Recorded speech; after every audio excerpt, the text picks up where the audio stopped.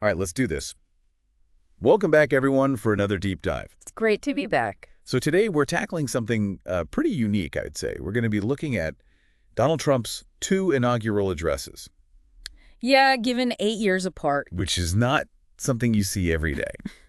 So we've got the 2017 speech, right after that surprise win, and then the 2025 one marking his comeback, I guess you could say.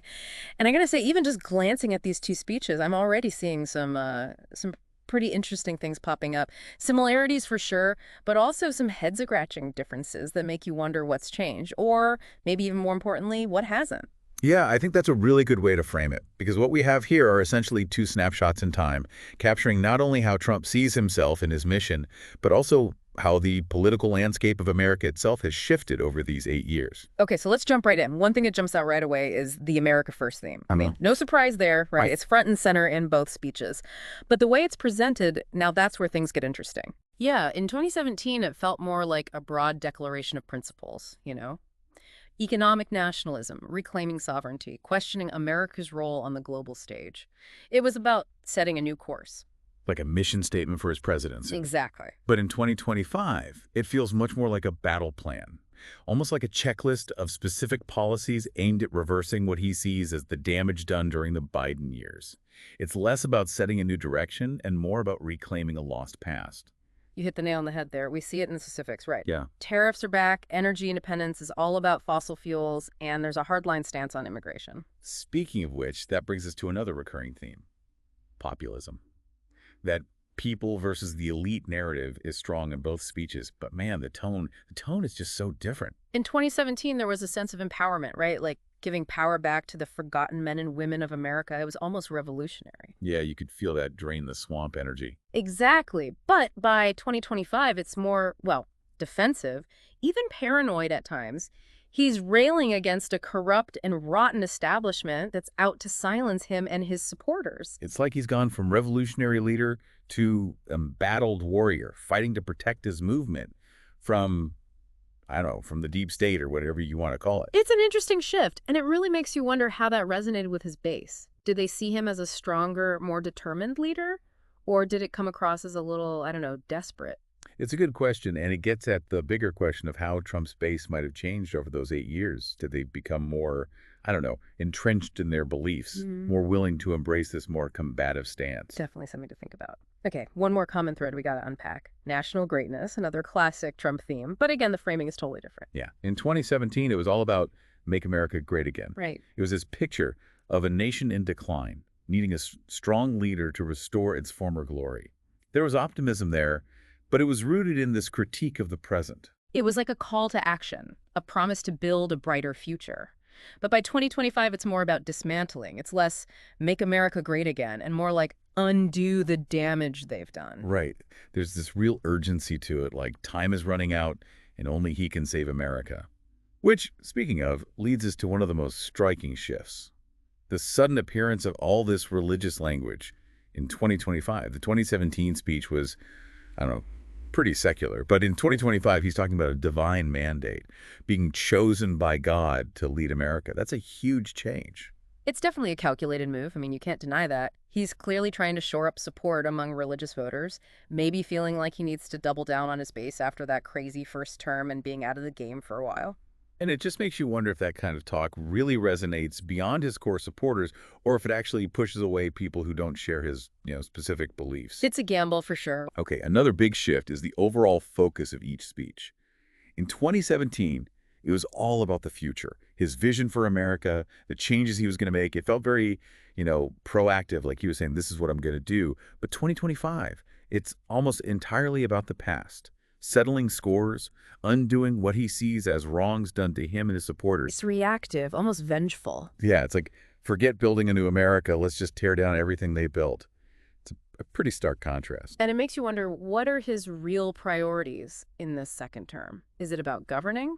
Or is it about settling scores? And speaking of settling scores, there's no getting around the whole legacy building thing that's just dripping from the 2025 speech. He's constantly painting himself as this historical figure, this guy who was right all along, who fought against all odds, and who ultimately triumphed. It's like he's already writing his chapter in the history book. It really is. Which is fascinating. But let's get down to brass tacks here. How did these big overarching themes translate into actual policy areas? Because that's where the rubber meets the road, right? Absolutely. So let's start with immigration. Always a hot button issue, and you can really see how both the rhetoric and the proposed actions have evolved. Yeah, in 2017, it was all about building that wall, Yeah. securing the border, tough talk, but also kind of vague on the details. Right, it was more about the message. It was symbolic. But by 2025, it's all about action. Immediate crackdowns, stricter border controls, and even harsher language that basically paints immigrants as a threat to America. It's definitely a ratcheting up of the tension. And it's a trend we see throughout the 2025 speech. A shift from grand pronouncements to a more focused and maybe even more divisive agenda. Okay, let's talk economics. In 2017, it was all about trade reform, bringing back jobs, revitalizing the economy from the inside out. That Make America Great Again, energy, Yeah, but by 2025, the focus has really narrowed. It's tariffs, energy independence through fossil fuels, and rolling back a lot of those environmental regulations. it's a much more protectionist stance. Definitely. Putting American interests first, no matter what. Almost like he's saying, forget the global economy, we're going it alone, which is a big contrast to, the more collaborative approach we saw from the Biden administration. It's risky, that's for sure. It might play well with his base who feel like they've been left behind by globalization, but it also risks alienating allies and, I don't know, maybe even sparking trade wars that could end up hurting the American economy in the long run. And then there's the environmental piece of it, right? Yeah. Going all in on fossil fuels is basically what? Turning back the clock on climate change policy. It's a major point of contention, for sure. All right, last policy area we need to hit. Social issues. Barely a blip on the radar in 2017. But in 2025, they take center stage. Especially his focus on getting rid of federal diversity programs. That's a huge shift. It reflects how much the political scene has changed, but also how Trump himself has evolved as a leader. Yeah, it feels like he's tapping into a very specific sentiment among his base. This sense of resentment, even anger, toward what they see as woke culture. Right, and it's a move that's going to be incredibly controversial. For sure. It's going to divide an already polarized country even further. And it raises questions about, I don't know, what kind of America he actually wants. One that embraces diversity or one that tries to, I don't know, suppress it. It's a choice that will have huge consequences. Definitely. So, wow, we've covered a lot of ground already, and I feel like we're just getting started. You've only scratched the surface. These two speeches, they tell us so much about how Trump has changed, about what he cares about, and about how America itself has transformed over these 8 years. And the big question is, what does all this mean for America's place in the world? How will other countries react to this new, I don't know, more assertive and maybe even isolationist America? That's what we'll be exploring in the next part of our deep dive. Stay tuned. Okay, so we've kind of dissected these two inaugural addresses, right? We've laid bare the things that stayed the same and the things that took a hard left turn. But we can't just stop there. We've got to think about the ripple effects these speeches had on the global stage. Because, the whole world was watching, listening to every single word. It's one thing to campaign on America first when you're on the campaign trail. But when you're the one sitting in the Oval Office, well, those words, they hit different. So what did our sources say about how the rest of the world reacted to these two very different speeches? The 2017 speech with that, kind of in-your-face tone and the super strong nationalist message, it definitely ruffled some feathers globally. A lot of world leaders just weren't expecting it. They were used to a much more, I don't know, diplomatic, team player approach from America. I can only imagine the reactions in those foreign capitals. Probably a lot. Wait, what did you just say? Moments. Oh, for sure. It was a mix of worry and what's going to happen next. Some folks saw it as America stepping back from its leadership role, while others were nervous about things getting, messy and unstable. Okay, so now let's fast forward 8 years to the 2025 speech. Did the world react any differently this time around? After all, they'd already had a whole term of Trump, followed by the Biden years. The interesting thing is the global reaction in 2025 was even more divided than in 2017. The folks who already had their doubts about Trump, they doubled down on their skepticism. And those who kind of liked his style, they became even bigger fans. So basically the world had already picked their teams, and these speeches just made those divisions even deeper. Pretty much. Some countries, especially the ones who actually benefited economically from Trump's policies during his first term, were pretty happy to see him back. They saw it as a return to stability. Okay, that makes sense. But what about the other side? The countries who were really hoping for a less, I don't know, explosive America on the world stage. For them, the 2025 speech was like their worst nightmares coming true. The whole America First thing getting even louder, Mm. the super tough stance on immigration, the protectionist economic policies, even that whole thing about getting rid of diversity programs. It all painted a picture of an America that was turning inward, looking out for itself first and foremost. It's like you're saying, hey, world, remember how I shook things up before? Get ready Yeah. for round two. Exactly. And that kind of talk, well, it can have consequences. It can make it harder for countries to trust each other. It can strain those relationships that help keep things stable. And it can make it a lot tougher for America to have a positive influence on the world. So if the world's more divided than ever, Yeah. and America seems to be going its own way, where does that leave us? What does it mean for America's role on the global stage and for American politics in general? Those are the million-dollar questions, right? Yeah. I think these two speeches really highlight this tension that's always there in American foreign policy, this balancing act between looking out for your own interests and realizing that, we're all connected in this globalized world. It's a tough balancing act. Mm. And every president has to figure out how to walk that tightrope. What's really striking to me, though, is how these speeches also mirror what's happening in a lot of other countries, too. This surge in populism, the distrust of institutions, and this growing gap between the people who feel left behind by globalization and those who are, doing just fine with it. And that gap, it's not just within countries anymore. It's between them too. It's like the old way of doing things is crumbling, and nobody really knows what's going to replace it. It's a complicated picture, that's for sure. And it's hard to say how it's all going to play out. But one thing's for certain. America's role in the world is changing. And the next few years are going to be crucial in shaping what that new role looks like. So we've talked about these speeches, we've looked at how the world reacted, and we've started to think about what this America First thing really means on a global level. But there's another layer to all of this that we haven't touched on yet. The impact on everyday Americans.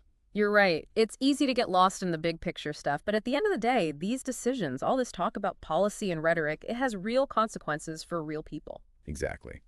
And that's where we're going to pick things up in the last part of our deep dive. We're going to shift our focus from the global to the personal. We're going to look at how these speeches and the policies they kind of hinted at might affect the lives of ordinary Americans all across the country. We've been talking about this whole America First idea, on a big global scale. But now I'm kind of curious about what it looks like from Main Street. How does this all actually affect everyday Americans? Yeah, that's the real test, isn't it? Because all those fancy speeches and big policy announcements, they don't mean much if they don't actually change things for people in their daily lives. So let's bring it down to earth a bit, okay? Mhm. Let's say the goal is to bring back manufacturing jobs, protect American industries. Sounds good on paper, right? But what about the potential downsides? Well, take those tariffs, for example. The What? ones that are supposed to protect American businesses, they can also end up making things more expensive for regular people. All of a sudden, that Made in America label starts to cost a lot more at the cash register. And what about all those global supply chains we were talking about before? If we're not trading as much with other countries, could that lead to shortages? Or maybe longer wait times to get the stuff people need? Like, I'm thinking everything from electronics to car parts to even the clothes we wear. It's definitely a possibility, that promise of being economically independent. It might sound good, but it could also throw a wrench in the whole system, Disrupt the flow of goods and services that people depend on. It's like a chain reaction, right? Some decision made in Washington could end up making it harder for a family to put food on the table or fix their car. And it's not just about money either. Think about what it does to the fabric of our society, that whole idea of getting rid of diversity programs. What kind of message does that send to minorities? You've got a point there. On the one hand, there's this push for economic nationalism, right? This focus on protecting American jobs and American companies. But then on the other hand, you have policies that could end up pushing certain groups to the sidelines. And that's going to create even more divisions within the country. It's like we're getting pulled in two different directions at the same time. And it makes you wonder, where does that leave the average family? The ones who are just trying to make ends meet in all this chaos. It's a question that goes beyond the specific policies. It's about the whole vibe of the country, That shift we talked about, from looking ahead to looking back. If all the focus is on undoing what the last guy did, does that even leave room for anything positive? Anything that's actually moving us forward? Are we just stuck in this back and forth forever, where the only way to measure progress is by how much you can erase what the other side did? That's the scary part. And it's something I think everyone listening needs to really think about, because it's not just about politics anymore. It's about the kind of country we want to live in. And the kind of future we want to leave for our kids. It's so easy to get caught up in all the fighting. But we can't forget that there are real people affected by all of this. I couldn't agree more. And that's why I think it's so important to have these conversations, to dig deeper, to look past the slogans and really try to understand how complicated all of this is. Because at the end of the day, it's not about Democrats versus Republicans.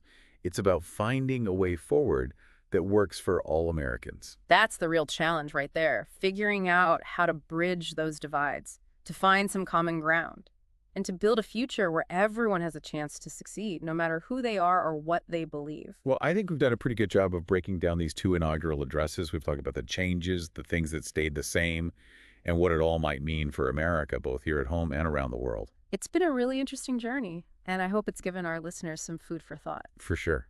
And as always, we want to encourage everyone to keep digging into these issues. Don't be afraid to question things and keep those conversations going. Because we're all in this together, right? And the more we understand, the better chance we have of creating the future we want to see. That's it for this deep dive. Thanks for joining us. We'll see you next time.